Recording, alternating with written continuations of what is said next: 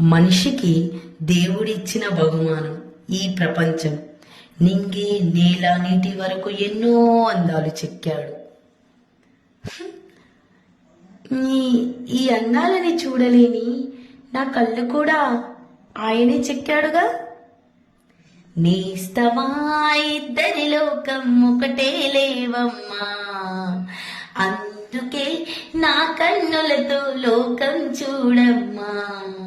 నేస్తమా ఇద్దరి లోకం ఒకటే లేవమ్మా, అందుకే నా కన్నులతో లోకం చూడమ్మా.